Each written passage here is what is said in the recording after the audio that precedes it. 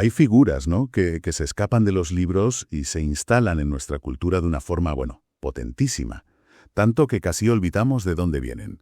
Y creo que no hay mejor ejemplo que la figura de Satanás, o Lucifer. Está en el cine, en la música, en la literatura.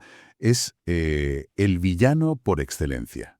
Pero claro, esto nos lleva a una pregunta que a mí me parece fascinante. Si rascamos toda esa capa de cultura popular, ¿qué queda debajo? ¿Qué dicen realmente los textos bíblicos originales sobre esta figura? Vale, vamos a meternos en faena. La idea hoy es precisamente esa, ¿no? Separar el mito del texto, lo que se ha añadido durante siglos de lo que está escrito negro sobre blanco. Y no es tanto para escribirle la biografía, que sería imposible, sino para entender de verdad qué papel juega en esta gran historia. ¿Es un rey del infierno con cuernos y tridente o es algo bastante distinto? Es que es un ejercicio fundamental porque nos vamos a dar cuenta de que muchas de las ideas más populares que tenemos, como esa imagen del ángel músico que cae en desgracia, bueno, son en realidad construcciones posteriores. Lo que a mí me parece más revelador es que cuando vas a los textos originales, los nombres que se usan no son tanto nombres propios como Carlos o Ana, sino que describen una función, un trabajo, por así decirlo. Describen lo que hace. Empecemos por el nombre más potente, el que tiene más glamour, si se me permite la expresión, Lucifer. Suena a nombre de emperador caído, tiene una fuerza increíble. Pero, a ver, ¿de dónde sale exactamente? Pues mira, sale de un sitio bastante inesperado. Lucifer es una palabra latina, no es ni hebrea ni griega. Latina. Sí, latina. Significa literalmente portador de luz. Se usaba para referirse al planeta Venus, el lucero del alba, ¿sabes? Esa primera estrella que brilla antes del amanecer. Un momento. ¿Me estás diciendo que el nombre más famoso del diablo en realidad se refiere al planeta Venus? Exactamente. Su salto a la teología se produce por una traducción.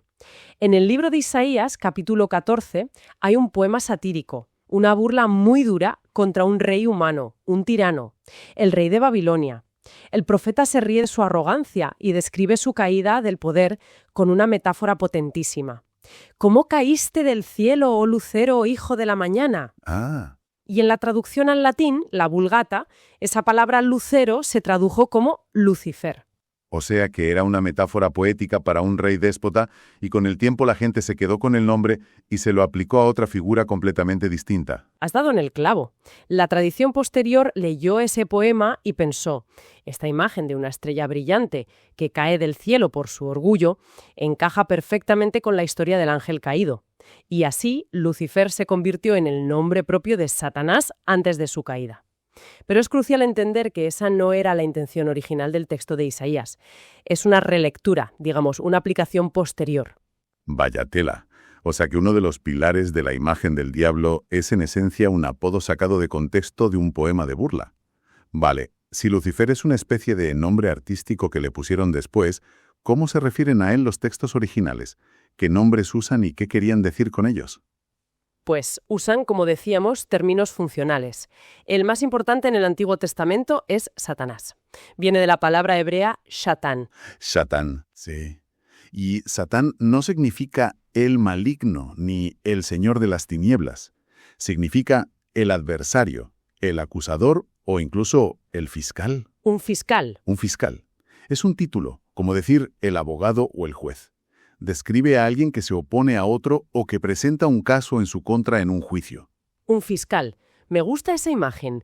Es mucho más específica que la de un ente maligno genérico. Es que es precisa. Y se complementa con el término más usado en el Nuevo Testamento, que está en griego, diabolos. Diabolos. Y el significado es primo hermano del anterior. El calumniador, el difamador. Es el que lanza acusaciones, el que intenta romper relaciones y sembrar discordia a base de mentiras o verdades a medias. Así que si juntas las dos palabras, tienes el retrato robot, un adversario que actúa como un fiscal calumniador. Su poder no está en la fuerza bruta, sino en la palabra, en la acusación, entendido. Y esta idea de que su poder reside en la manipulación y no en la fuerza bruta, choca frontalmente con algunas de las imágenes más potentes que tenemos de él. Entonces, si ese es su modus operandi, vemos ese patrón repetirse en la Biblia. Actúa siempre como un acusador. Es que es un patrón de una consistencia asombrosa. Su forma de actuar es siempre la misma, desde la primera página hasta la última. Pensemos en la escena del jardín del Edén. No aparece como un monstruo, ¿verdad? Sino como una serpiente astuta. Cierto. No obliga a nadie, sino que susurra una pregunta. ¿Con qué Dios os ha dicho? Es pura manipulación. Retuerce la palabra de Dios para sembrar la duda. Y presenta la desobediencia no como una caída, sino como una oportunidad de ser como dioses. Es un vendedor de humo. Totalmente. Un abogado del diablo, nunca mejor dicho. Intenta encontrar el resquicio legal, la letra pequeña del contrato, para darle la vuelta. Exacto. Y esa faceta de fiscal se ve de forma explícita en el libro de Job. Ahí tenemos esa escena increíble en la corte celestial. Aparece una figura llamada Satán, el adversario. El adversario. Sí, y su comportamiento es puramente procesal, le dice a Dios. Claro que Job es bueno, no te fastidia, le has dado de todo, pero quítale sus posesiones y verás cómo te maldice en la cara. Está construyendo un caso, está impugnando la integridad de Job. Quiere demostrar que la fe humana es interesada. Y no se detiene ahí, ¿verdad? ¿Recuerdo alguna otra escena parecida? No. Por ejemplo, en el libro de Zacarías, capítulo 3. Es una visión donde el sumo sacerdote, Josué, está de pie, y el texto dice literalmente que Satanás estaba a su derecha para acusarle. De nuevo, la misma imagen. La misma. Un fiscal en un tribunal. Y lo interesante de esa escena es que Dios no entra a debatir con el acusador. Simplemente lo reprende y defiende a Josué. El foco no es el poder del fiscal, sino la autoridad del juez para perdonar. Y supongo que la confrontación definitiva de esta estrategia es con Jesús en el desierto. Por supuesto. En Mateo 4 y Lucas 4, el tentador no usa la fuerza. ¿Qué hace? Cita las Escrituras. Manipulándolas, claro. Le lanza versículos a Jesús, sacados de contexto, para intentar que use su poder para su propio beneficio, para que desconfíe de su padre. Es una batalla de argumentación, de manipulación psicológica. Si te fijas, el patrón es siempre el mismo. Distorsión de la verdad, acusación y tentación. Esto nos lleva de cabeza a uno de los mitos más extendidos. Pienso en esa idea, que he oído 1.000.000 de veces, de que Lucifer era el director de la orquesta celestial, el músico más brillante del cielo, casi una estrella del rock angelical. ¿Eso tiene alguna base o es pura licencia poética? Es una imagen fantástica, ¿eh? Para una película o la portada de un disco de heavy metal es perfecta. Pero como teología se sostiene con pinzas. Esa idea proviene casi en su totalidad de una interpretación muy concreta de un pasaje de Ezequiel, el capítulo 28. ¿Y qué dice ese pasaje? Pues de nuevo, como en el caso de Isaías, el destinatario directo es un rey humano, el rey de Tiro. Era un monarca inmensamente rico y orgulloso. Y el profeta Ezequiel le dedica un lamento fúnebre, una elegía poética, para describir su grandeza pasada y su terrible caída. Y para ello usa un lenguaje hiperbólico, sublime. Por ejemplo, Le llama querubín protector, dice que estuvo en Edén, el huerto de Dios, que sus ropas estaban cubiertas de piedras preciosas. entiendo que es una interpretación, pero es que el lenguaje es potentísimo. Querubín protector, en Edén estuviste, suena mucho más grande que un simple rey. ¿No es razonable pensar que el profeta estaba usando a ese rey como una metáfora para contar una historia mucho más antigua y cósmica? Esa es exactamente la lógica de la interpretación tipológica, y es una pregunta muy pertinente. Muchos teólogos a lo largo de la historia han pensado justo eso, que el rey de Tiro es un tipo, un modelo que refleja una realidad espiritual más profunda. La de la caída de un ser angelical. Eso es. Es una lectura posible, y tiene su lógica poética. El problema es cuando pasamos de «esto podría ser una metáfora de» a «esto es un hecho histórico y doctrinal». Vale. ¿Y dónde entra la música en todo esto? Ahí está la cuestión. Es una vuelta de tuerca más. Algunas traducciones antiguas de ese pasaje de Ezequiel usan palabras que se pueden interpretar como tamboriles y flautas. A partir de ahí se construye toda la teoría. Si había instrumentos musicales asociados a su creación, entonces debía de ser el encargado de la música. Entiendo. Pero es una inferencia construida sobre una interpretación de una metáfora. En ningún lugar de la Biblia se dice de forma clara y directa el oficio de Satanás en el cielo era dirigir la alabanza. Es una especulación. Tratarlo como un hecho es construir un rascacielos doctrinal sobre unos cimientos muy, muy frágiles. Vale. Me queda claro. Hemos desmontado el nombre, hemos analizado su estrategia de acusación y hemos puesto en cuarentena el mito del músico. Pero la historia no puede acabar con un fiscal ganando siempre. ¿Cuál es la respuesta de la narrativa bíblica a esta acusación constante? Absolutamente, porque si nos quedáramos solo con la figura del acusador, tendríamos una historia muy oscura y sin esperanza. Y esa es justo la mitad del cuadro. El Nuevo Testamento presenta un contraste dramático, y la metáfora del tribunal cósmico nos sirve perfectamente para entenderlo. A ver. Tenemos a Satanás en el papel del fiscal, pero no es un fiscal que busca justicia.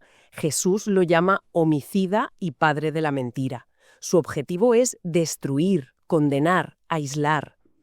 ¿Y quién ocupa el otro lado de la sala? Al otro lado de la sala está el abogado defensor, y el Nuevo Testamento es explícito sobre quién es. La primera carta de Juan dice: «Si alguno hubiere pecado, abogado tenemos para con el Padre, a Jesucristo el justo». Es una imagen legal directa y muy potente. Más lejos, con una serie de preguntas retóricas que son demoledoras. ¿Quién acusará a los escogidos de Dios? Dios es el que justifica. ¿Quién es el que condenará? La respuesta implícita es nadie. Nadie. El caso está cerrado. Es un cambio de enfoque total. El protagonismo no lo tiene el poder del acusador, sino la autoridad inquebrantable del defensor. Exacto. La gran noticia del relato bíblico no es «cuidado con el acusador», sino «confía en tu abogado». Si Satanás acusa, Cristo defiende. Claro. Si Satanás condena, Cristo justifica. Si Satanás saca a la luz tus errores para humillarte y destruirte, Dios los saca a la luz para sanarte y restaurarte. El foco se desplaza por completo. La historia no va sobre la biografía del fiscal, va sobre la victoria total y definitiva del abogado defensor. Llevémoslo al terreno práctico. Si esa es la estrategia principal, la acusación, y sigue activa, ¿cómo se manifiesta en el día a día de una persona? ¿Cómo opera ese fiscal hoy? Es la pregunta clave, porque esto no es teoría abstracta. Basándonos en ese patrón bíblico, la acusación hoy suele funcionar de 3 maneras muy concretas y reconocibles. La primera es usar la culpa verdadera, pero sin esperanza. Coge un error real que se ha cometido y lo repite en bucle. El mensaje no es «te equivocaste», es «estás descalificado para siempre, no tienes remedio, esto te define». Te encadena tu error. Justo. La segunda forma es la identidad reducida a la caída. Es todavía más sutil, no solo te recuerda lo que hiciste, sino que te convence de que tú eres eso que hiciste. Ah, claro. No es que mintieras, es que eres un mentiroso. No es que fallaras, es que eres un fracaso.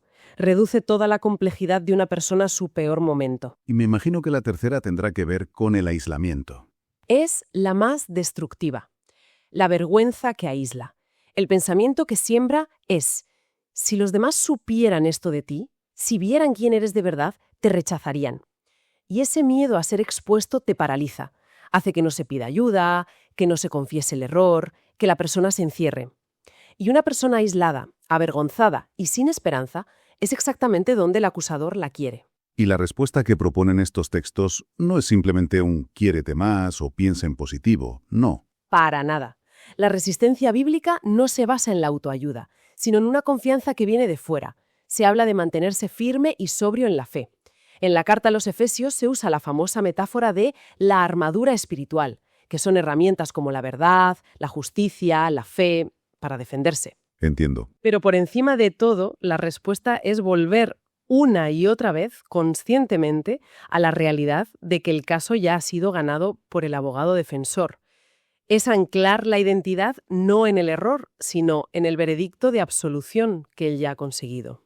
A modo de resumen, entonces, lo que hemos visto hoy desmonta bastante la imagen popular. Lucifer es un término de la tradición latina, sacado de un poema sobre un rey, no un nombre bíblico original. La función principal que describen los textos es la de Satán y Diabolos, el adversario, el acusador legal. La idea del músico celestial es una interpretación poética, no un dato. Y lo más importante, la gran historia no va sobre él, sino sobre la victoria aplastante del defensor, que es Cristo. Exactamente.